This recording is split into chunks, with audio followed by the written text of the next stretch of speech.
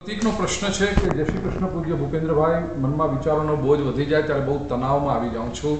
એ વખતે પછી શું કરવું તે ખબર નથી પડતી. અભ્યાસમાં અને ઇન જનરલ લાઈફની અંદર આ સ્ટ્રેસ આપણને બધાને બહુ હેરાન કરતું હોય છે. તો એમાંથી બહાર નીકળવાનો ઉપાય શું?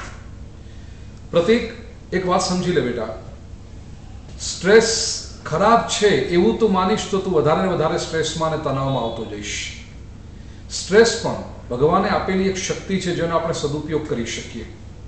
તે ક્યારેય જોયું છે કે કોઈ હરણ એને પાછળ કોઈ સિંહ શિકાર કરવા માટે આવતો હોય કે કોઈ શિકારી જ્યારે એને મારતો હોય ત્યારે એ હરણનું આખું શરીર સ્ટ્રેસમાં આવી જાય છે, તણાવમાં આવી જાય છે.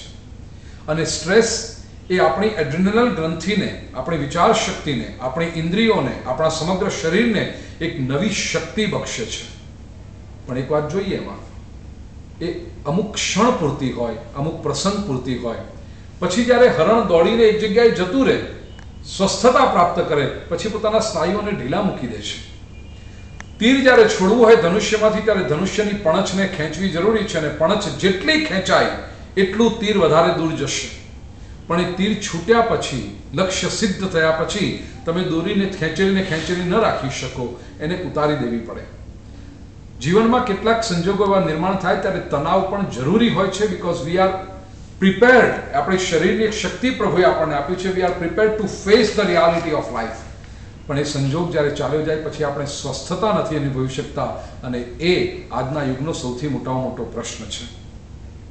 માણસ સફળતા માટેની રેટ રેસમાં એટલો દોડ્યો છે કે એણે પોતાના માટેનો સમય, પરિવાર માટેનો સમય, ધર્મ માટેનો સમય, ઈશ્વર સાથેની અપોઇન્ટમેન્ટ એ બધી જ ચૂકી જતો હોય છે.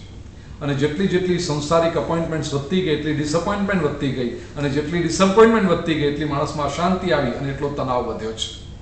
થોડોક સમય પોતાના માટે કાઢતા શીખો. થોડા ઊંડા શ્વાસ, પ્રાણાયામ, ધ્યાન પ્રક્રિયા, આ બધું જો વ્યક્તિ કરે તો એને ચોક્કસ સ્ટ્રેસમાંથી મુક્તિ મળે છે. એક જ વસ્તુ જરૂરી છે ભાઈ પ્રતીક, કે પોતાના માટે સમય કાઢતા શીખો. સંસારમાં રહી અને પોતાનો જો વિકાસ નહીં કરી શકો તો તમે માત્ર એક કઠપૂતળી બનીને રહી જશો. સ્વત્વને જાળવવું એ અત્યંત આવશ્યક છે.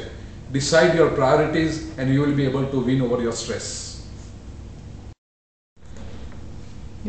This is a topic which most of the youngsters will face. અને અમારા એજ ગ્રુપ યુઝ્યુઅલી 15 થી 30 ની વચ્ચેની છે. સો આ જે સ્ટ્રેસ પ્રોફેશનલ અને પર્સનલ એ બધા ફીલ કરતા જ હોય છે. સો અ સોલ્યુશન ફોર